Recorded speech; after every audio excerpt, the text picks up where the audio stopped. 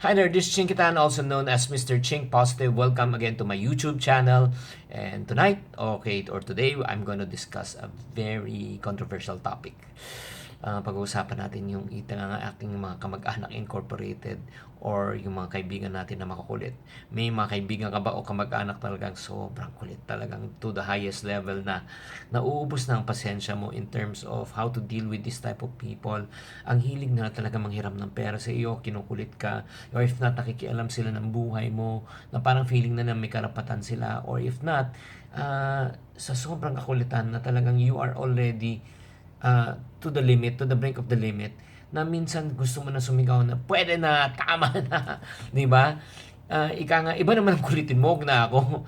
So, you are so sick and tired of the situation, kaya gusto mo talagang sumigaw, at minsan, talagang gusto mo talaga siyang pagsabihan, pero at the end of the day, talo ka pa rin kasi ayaw mo silang mabastos dahil mahal mo sila. My question is this: should you allow this type of people to continue to really be an annoyance to you, or should you tell them the truth and sabihin mo na talaga na medyo ayun na nga, medyo nainis ka na? Well, but before you do that, no, before you say that, no, kung bakit nakakainis yung mga ibang tao, let's not reflect muna. Why don't we assess ourselves, no? Bago ka mainis sa mga kamag-anak o kaibigan na lumalapit sa iyo na makukulit, bago ka sumabog na parang mayong bulkan na matagal mo na talagang tinatago, at bago mo tawagin ang iyong mga kapwa katipunero upang lumaban at magwelga at talagang magwala, bakit di natin kausapin ang ating sarili? Tanungin natin. Una, bakit ka naapektuhan sa kanila? Ikaw ba ay may utang na loob, o ikaw ba ay talagang meron talagang silang hawak sa iyo na hindi mo talaga sila mahindian? Whether you like it or not, yung pag you cannot control others, but you can sure control yourself. Yung pagiging mainisin mo, you know what, no offense meta, I will tell you the truth, and sometimes the truth might hurt. You know what, we are allowing it to happen. Pinahihintulutan natin minsan na talaga tayo ay mainis, pinapahintulutan natin minsan talaga tayo ay kulitin, pinapahintulutan natin na minsan pakialaman nila ang ating buhay. Kasi nga, we allow it to happen. Ini-entertain natin, naiinis tayo, 'di ba? Tapos nagrereklamo tayo. Alam nyo, if yung kakulitan ng isang tao ay nakakaapekto na sa atin in a negative way, I think you should really ask yourself na, tanungin mo, may choice ka ba na tumanggi? Or talagang tanggapin mo na sabihin na wala kang choice?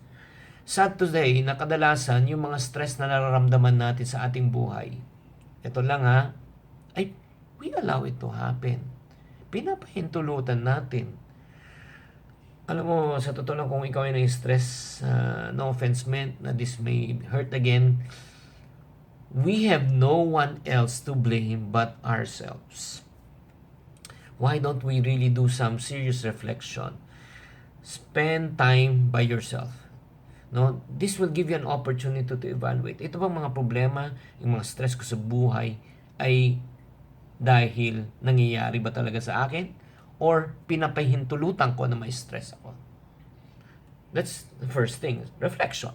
Second thing, no, para check natin talaga kung para maiwasan natin yung mga ganong klaseng stress, is control only the things that you can.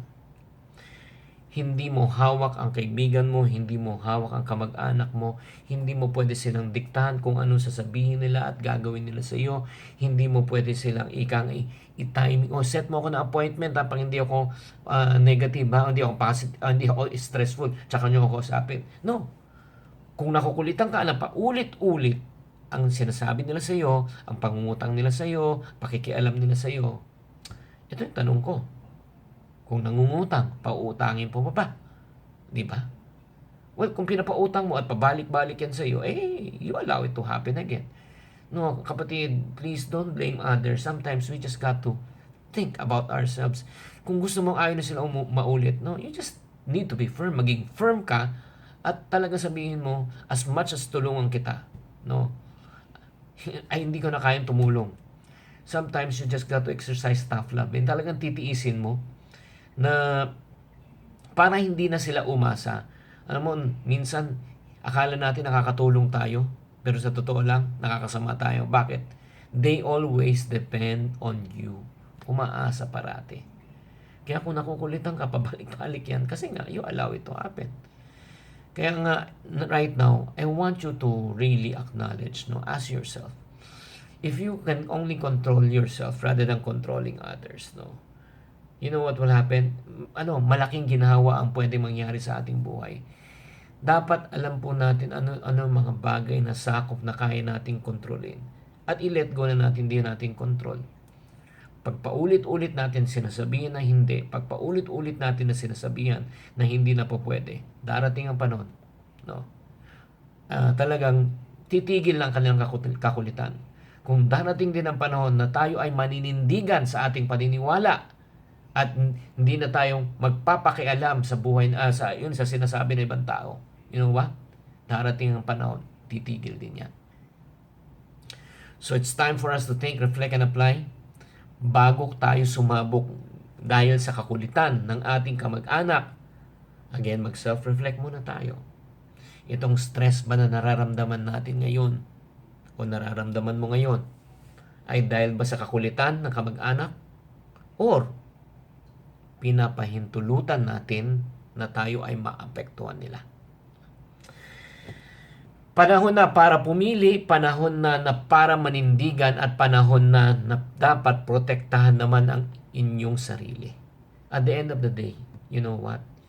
You will be thankful and grateful if you make a stand today and say no to the things. You are going to protect yourself. You are going to free from stress dahil hindi ka na kukulitin ng mga kamag-anak mo at mga kaibigan mo. I hope that this short session was able to really encourage you and enlighten you. Kung may mga langaw na umaaligid po sa atin, ibig sabihin, meron pong siyang madumi na bagay sa harap po natin. Kung malinis po ang paligid, mawawala din po ang langaw. This is Chinkitan saying, to every problem, there's always a solution. If you're not part of the solution, you're part of the problem. Always think positive